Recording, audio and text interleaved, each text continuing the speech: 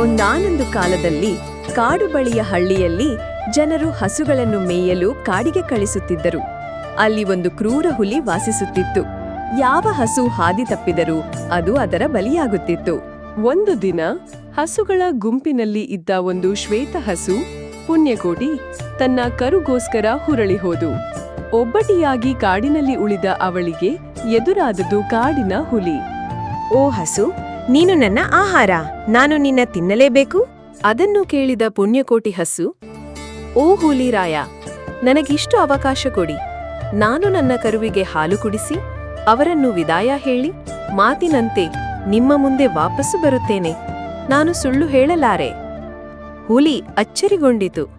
ಆದರೆ ಆ ಹಸುವಿನ ದೃಢ ನಂಬಿಕೆ, ಶ್ರದ್ಧಾ ಮತ್ತು ಸತ್ಯವಂತಿಕೆ ನೋಡಿ ಅದು ಒಪ್ಪಿಕೊಂಡಿತು. ಹಸು ಕೊಟ್ಟಿಗೆ ಎತ್ತಿರ ಬಂದು ಕರುವಿಗೆ ಹಾಲು ಕುಡಿಸಿ ಕಣ್ಣೀರು ತುಂಬಿಕೊಂಡು ಕರುವಿನ ಹಸುವು ನೀಗಿಸುತ್ತಾ ಕರುವನ್ನು ಅಲ್ಲಿ ಬಿಟ್ಟು ಆಚೆ ಇದ್ದ ಸೋದರ ಸೋದರಿಯರಿಗೆ ಪುಣ್ಯಕೋಟಿ ಹಸು ಹೇಳುತ್ತದೆ, ಈ ಅಕ್ಕ ತಂಗಿಯರ, ಇನ್ನು ಮುಂದೆ ನನ್ನ ಕರು ನಿಮ್ಮ ಮಗು, ದಯಮಾಡಿ ಚೆನ್ನಾಗಿ ನೋಡಿಕೊಳ್ಳಿ ಅಂತ ಅಲ್ಲಿಂದ ಕಾಡಿಗೆ ಬಂತು. ಹುಲಿ ಕನಸು ಕಾಣುತ್ತಿದ್ದಂತೆ ಮಾತಿಗೆ ನಿಂತ ಪುಣ್ಯಕೋಟಿ ಹಿಂದಿರುಗಿದಳು. ಅವಳು ಸತ್ಯವಂತಿಗೆ ಜೀವಂತ ಉದಾಹರಣೆ. ಹುಲಿ ಕಣ್ಣು ತುಂಬಿ ನೋಡಿತು. ಅಯ್ಯೋ ದೇವರೇ ಎಂದು ಅದು ತಲೆಬಾಗಿ ಹೇಳಿತು. ಅವನೇ ದೇವರು, ಅವನ ಮಾಯೆಯೇ ನೀನು. ನಿನ್ನನ್ನು ತಿನ್ನರೆ ನಾನು ಪಾಪಿಯಾಗುತ್ತೇನೆ. ನೀನು ನನ್ನ ಧರ್ಮವನ್ನು ಬೋಧಿಸಿದ್ದೀಯಾ.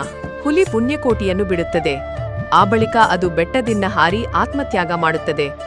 ಏಕೆಂದರೆ ಅದು ಆ ಪವಿತ್ರ ಹಸುವನ್ನು ಭಕ್ಷಿಸಿ ತಿನ್ನೋ ಧೈರ್ಯ ಕಳಕೊಂಡಿತ್ತು. ಪುಣ್ಯಕೋಟಿ ಮರಳಿ ತನ್ನ ಹಳ್ಳಿಗೆ ಬಂದು ನಿಂತು ಎಲ್ಲಾ ಹಸುವಿಗೆ ಹೇಳುತ್ತು, ಸತ್ಯವೇ ನಮ್ಮ ತಾಯಿ ತಂದೆ, ಸತ್ಯವೇ ನಮ್ಮ ಬಂಧು ಬಳಗ. ಸತ್ಯವಾಕ್ಯಕ್ಕೆ ತಪ್ಪಿ ನಡೆದರೆ ದೇವರು ಮೆಚ್ಚನು ಎಂದು ಸತ್ಯಧರ್ಮದ ಪಾಠವನ್ನು ಎಲ್ಲರಿಗೂ ಕಲಿಸುತ್ತಾಳೆ. ಈ ಕಥೆಯ ಅರ್ಥ ನಿಮ್ಮ ಹೃದಯಕ್ಕೆ ತಲುಪಿದ್ರೆ ಲೈಕ್ ಮಾಡಿ, ಶೇರ್ ಮಾಡಿ ಮತ್ತು ನಮ್ಮ ಚಾನೆಲ್ ಸಬ್ಸ್ಕ್ರೈಬ್ ಮಾಡಿ.